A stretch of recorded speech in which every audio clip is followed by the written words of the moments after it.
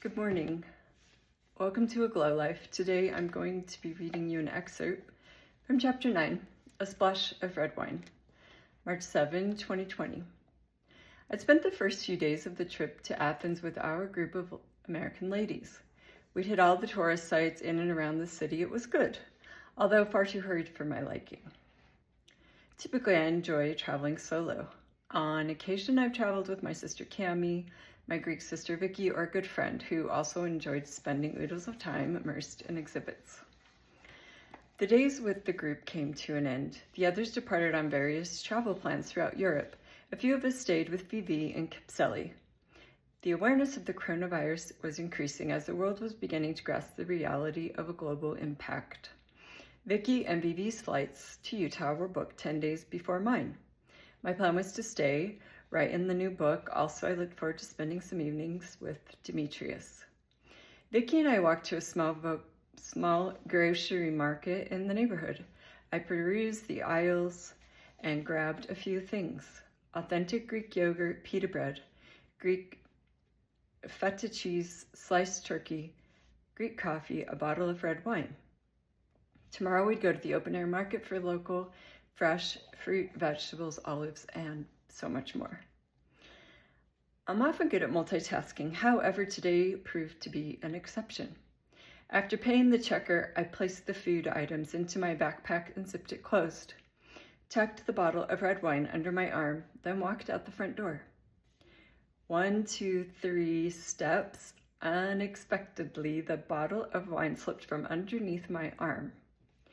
It sounded like someone had fired a gunpowder rifle. Crack. An array of deep burgundy and crystalline erupted all around my feet. I looked down in disbelief. An elderly gentleman walking by who'd seen my faux pas stopped and began repeating. I do not speak Greek, so forgive me. Ani kali tahi. Ani kali tahi. Vicky translated. He's saying, "It is good luck. It is good luck." We stooped down, began picking up the broken shards of glass. Gratefully, a store clerk came out to assist us. As we walked back to the flat, I found myself wondering, what was all that about? At this point in my life, experiences like that had taught me those kinds of things didn't just happen by accident.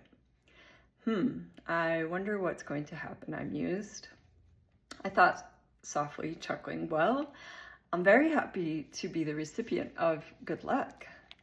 Truthfully, though, I felt like there was a deeper meaning to it, one I knew I'd realize at some point in the future, and Glow confirmed the truth of that intuition. My thoughts shifted to my evening plans. I was going for cocktails with Demetrius. He was taking me to the Chilona Turtle cocktail bar in Monteziki in the center of ancient Athens. Demetrius had extended his stay in Paris to do a news interview for the university.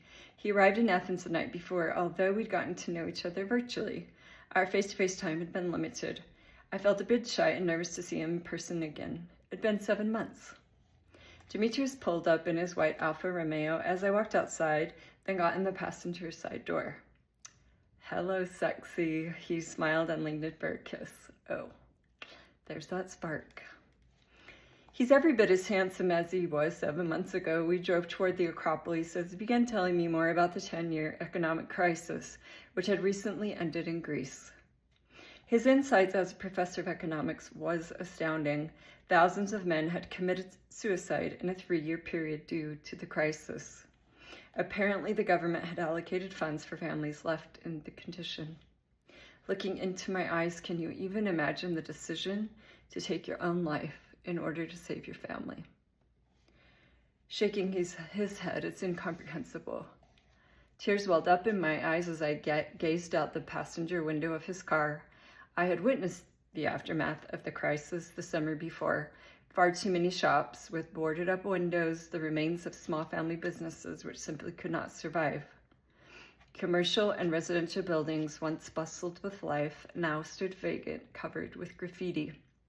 The families of Greece had experienced immense hardship. Many wages were cut in half or altogether terminated. The general population worked 8 to 10 hours a day to earn a meager 500 euros per month.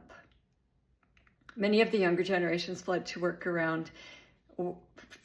abroad to work in neighboring European countries. The evidence was everywhere. It was staggering. Even in the face of the devastation of the crisis, the people of Greece remained strong. The love of their families, country, traditions, religion, and zest for life, kafi, did not wane.